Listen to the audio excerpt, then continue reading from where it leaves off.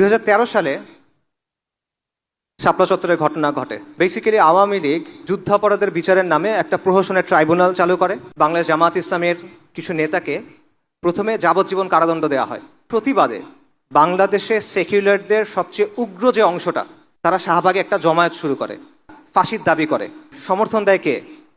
আওয়ামী লীগ সরকার। আওয়ামী লীগের ট্রাইব্যুনাল, সেই ট্রাইব্যুনালের রায়, সেটার বিরুদ্ধে প্রতিবাদ হচ্ছে, সেটাকে পৃষ্ঠপোষকতা করতেছে আওয়ামী লীগ।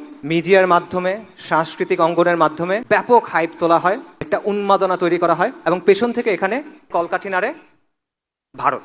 এটা হলো শাহবাগের গণজাগরণ মঞ্চ।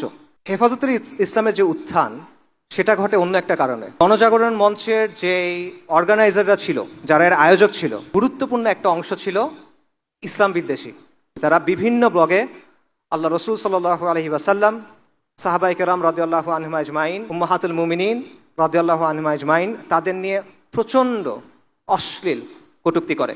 যখন এই গণজাগরণ মঞ্চের আয়োজকদের একজন নিহত হয়, তখন এই বিষয়গুলো সামনে চলে আসে।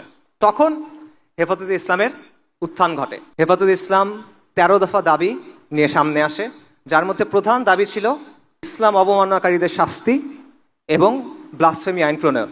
একদিকে সরকারের পৃষ্ঠপোষকতায় গণজাগরণ মঞ্চের আন্দোলন চলতেছে, অন্যদিকে সারা বাংলাদেশের ধর্মপ্রাণ মুসলিমরা হেফাজতে ইসলামের আন্দোলনকে সমর্থন দিচ্ছে। এপ্রিলে লং মার্চ হলো, 6 এপ্রিল। 5 মে ঢাকা অবরোধ কর্মসূচি ঘোষণা করা হলো। লক্ষ লক্ষ মানুষ আল্লাহ রসুল সাল্লাল্লাহু আলাইহি ওয়াসাল্লামের ভালোবাসায় ঢাকায় আসলো, তসবিহ হাতে নিয়ে, ইমান বুকে নিয়ে, গামছার মধ্যে মুড়ি বেঁধে, জায়নামাজ নিয়ে, মাথায় টুপি দিয়ে তারা আসলো। কেন আসলো? শান্তিপূর্ণভাবে জমায়েত করতে। কারণ তারা আল্লাহ রসুল সাল্লাল্লাহু আলাইহি ওয়াসাল্লামের যে অবমাননা হয়েছে, এটা মানতে পারে নাই। তাদের সাথে কি করা হইলো? রাস্তাগুলো সব বন্ধ করে দিয়ে, বাতি নিভাই দিয়ে ক্লিয়ারিং অপারেশন চালানো হলো। 1,57,000 রাউন্ড বুলেট এবং টিয়ার শেল সেদিন রাতে ব্যবহার করা হলো। সেখানে একটা ম্যাসাকার হলো। এই ম্যাসাকারের হুকুমদাতা ছিল খুনি হাসিনা, মূল পরিকল্পনাকারী ছিল জিয়াউল আহসান, আয়নাঘরের কারিগর যাকে বলা হয়, তারেক সিদ্দিকী, শেখ হাসিনার সামরিক সচিব। এরা হত্যাকাণ্ডে অংশ নিল কারা? র্যাব, বিজিবি, পুলিশ এবং যুবলীগ। সরকার দাবি করলো কেউ মারা যায় নাই। ওই সময় কিছু ছবি ভাইরাল হয়েছিল, আপনারা অনেকে দেখছেন। শাপলা চত্বরে পড়ে আছে শরীরে রক্ত, এগুলো ভাইরাল হয়েছিল। তখন হাসিনা সংসদে দাঁড়ায় বলছিল যে ওরা রং মেখে শুয়েছিল ওখানে, কেউ মারা যায় না ওখানে, এটা তারা বলল।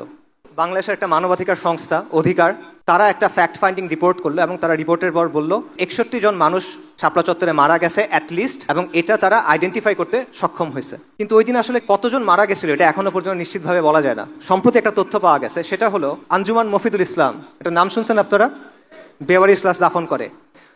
13 সালের মে মাসে তারা 260 থেকে 270টা অতিরিক্ত বেওয়ারিশ লাশ দাফন করছে। 13 সালের মে মাসের আগে এবং পরে অ্যাভারেজে প্রতি মাসে তারা 90 থেকে 110টা বেওয়ারিশ লাশ দাফন করত। কিন্তু ওই মাসে তারা লাশ দাফন করছে 367টা, প্রায় 260 থেকে 270টা বেশি ওই মাসে। অধিকারের ওখানে আমরা পাচ্ছি 61, এখানে পাচ্ছি 60 বা 260 বা 270, তার মানে 300-এর বেশি মুমিন মুসলমান সেদিন সেখানে জীবন দিয়েছেন, আর তারা শহীদ কবুল করেন। সুরঞ্জিত সেবগুপ্ত, আওয়ামী লীগের মন্ত্রী, সংসদে দাঁড়ায় বলছিল হেফাজত সুবহানাল্লাহ বলতে বলতে পালায় গেছে। বাংলাদেশের পত্রিকাগুলোতে খবর আসছিল ঢাকায় হেফাজতের তাণ্ডব। যারা ভিকটিম, এই মিডিয়া তাদেরকে আগ্রাসী হিসেবে প্রেজেন্ট করলো। যারা আল্লাহ রসুল সাল্লাল্লাহু আলাইহি ওয়াসাল্লামের সম্মানের জন্য আসছিল, তাদেরকে অপবাদ দিল তারা নাকি কোরআনে আগুন দিয়েছে। নাউজুবিল্লাহ।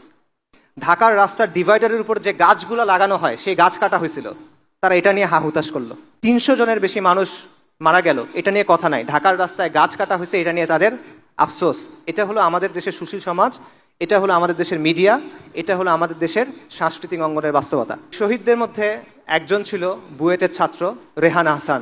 একটা বুয়েটের ছাত্র রাষ্ট্রীয় বাহিনীর গুলিতে মারা গেছে, এটা যদি অন্য কোনো প্রেক্ষাপটে ঘটতো, পুরো বাংলাদেশ কেঁপে উঠত, পুরো বাংলাদেশে আন্দোলন হতো, সবার মুখে মুখেই কথাটা থাকতো।